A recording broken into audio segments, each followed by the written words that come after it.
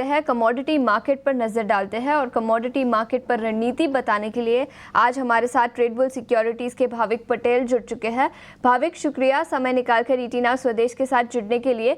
और सबसे पहले ब्रेंट क्रूड और नेचुरल गैसेस पर ही नजर डालेंगे। ओपेक प्लस की बैठक जिसका आउटकम आज शाम को निकल कर आता हुआ नजर आएगा, क्या नजरिया होगा आपका ब्रेंट क्रूड और नेचुरल गैस पर?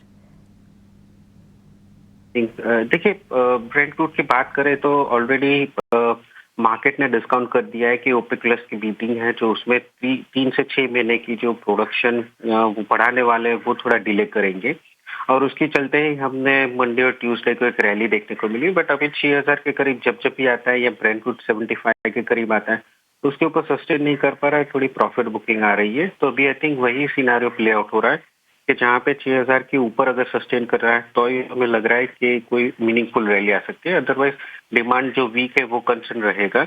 उसकी वजह से आज के दिन थोड़ी बिकवाली कर सकते हैं कच्चे तेल में 5900 के करीब, 5800 के टारगेट के लिए और स्टॉप लॉस रहेगा 5940 का।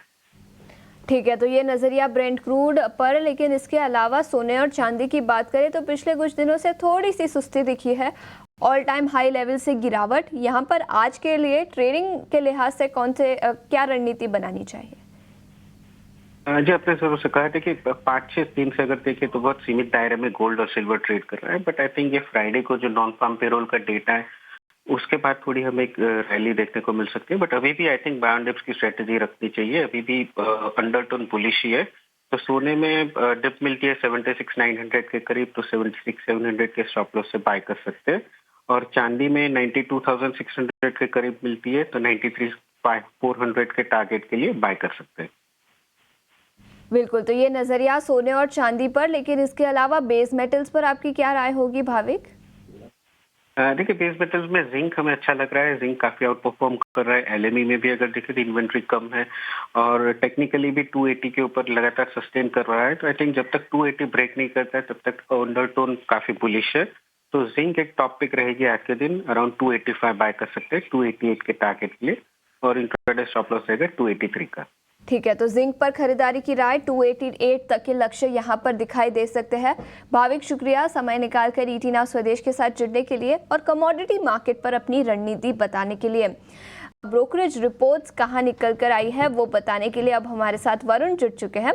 Varun, good morning. बताएं कौन सी रिपोर्ट्स आई है और उसके दम पर कौन से स्टॉक्स फोकस में रहेंगे? Good morning Ashisha. तो सबसे पहले तो आप हीरो मोटोकॉर्प पे नज़र रखिएगा क्योंकि इन्होंने जो नया प्रोडक्ट लॉन्च किया है बेसिकली उसके ऊपर रिपोर्ट आई है। यूबीएस की रिपोर्ट है, सेल का कॉल है, 3430 के प्राइस टारगेट दे रहे हैं। इनका कहना है कि जो वीडा V2 इन्होंने लॉन्च की है जो स्मॉल बैटरी वेरिएंट के साथ, हो सकता है उसके चलते थोड़ा बहुत इनको मार्केट शेयर गेन हो। लेकिन इनका कहना है कि जो नया वेरिएंट लॉन्च किया है जो कॉम्पिटिटिव प्राइसिंग के चलते हो सकता है कि लॉसेस जो है थोड़े बहुत एग्रीवेट हो सकते हैं, ये इनका कहना है। तो कहीं ना कहीं हीरो मोटोकॉर्प पे आप नज़र रखिएगा। यूबीएस का मूड बिल्कुल भी नहीं बदला है।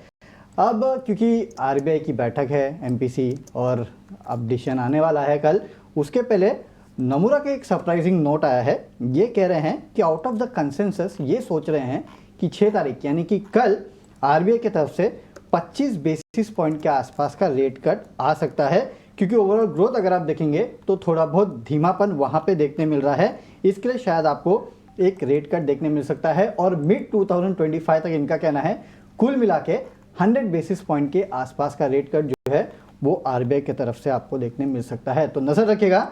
ऑल ऑफ अ सडन नमूरा को लगने लगा है कि 25 बेसिस पॉइंट रेट कट हो सकता है।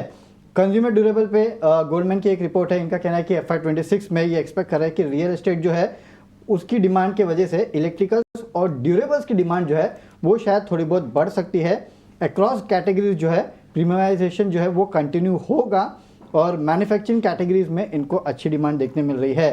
क्रॉम्पटन जो है इनकी प्रिफर्ड कहीं ना कहीं ये जो पेनिट्रेटेड कैटेगरी है उसमें काफ़ी प्रेजेंस जो है वो क्रॉम्पटन का है। एयर कंडीशन डिमांड जो है वो भी सस्टेन करेगी, हालांकि हाई बेस वहाँ पे देखने मिल रहा है।